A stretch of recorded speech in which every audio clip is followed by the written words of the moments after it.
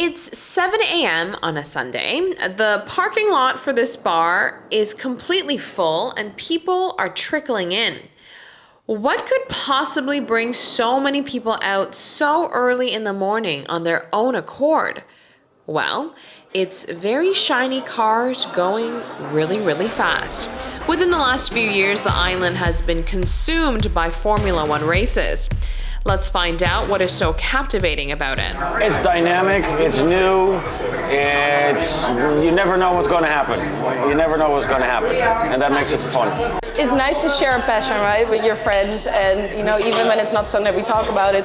And this is just one of those traditions, I would even say. Like Sunday, we just all come together. You've seen people even have shirts, and it fits well with Aruba. It's always an occasion to have a good time. The most exciting part is usually the start of the race, because anything can happen at the start. People stall, they don't get away fast, and there's a lot of overtaking, especially in the first lap. So the first lap is usually the most exciting of the race, and then the whole tactics game starts. When to do a pit stop and when not to do a pit stop. One of the reasons the sport has gained so much popularity on the island is due to the success that Max Verstappen has had. The Dutch native is now world champion. My friends inside tell me if you don't know too much about the sport, check out the Netflix series Formula One Drive to Survive to understand the tactics and strategies behind the drivers. Or else the races will just seem like a bunch of really nice cars going really fast. Because the races happen all over the world in different time zones, the schedule for the events vary.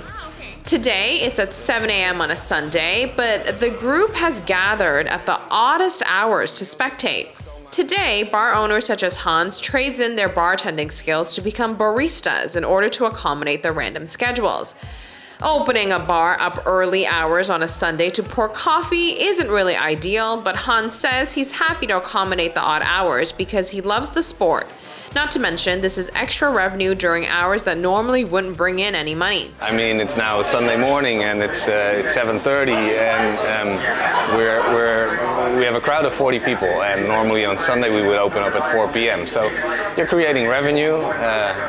It's not like regular revenue when you're open for bar hours, but it helps a bit, and we need all the help we can get after 2 years of COVID. In a sea of orange is a Ferrari fan. Giancarlo was raised in Italy and was into the races as a little boy. He loves watching the sporting events in Aruba. It's always a good time, no matter who wins the race. We throw jokes to each other, then we have a beer. Even if I lose, Ferrari loses, I'm happy because we have fun, and vice versa. In case you're wondering, it is thanks to their buddy Mikey that group of guys has custom orange shirts. And it had nothing to do with the camera being there. On race day, that is their attire.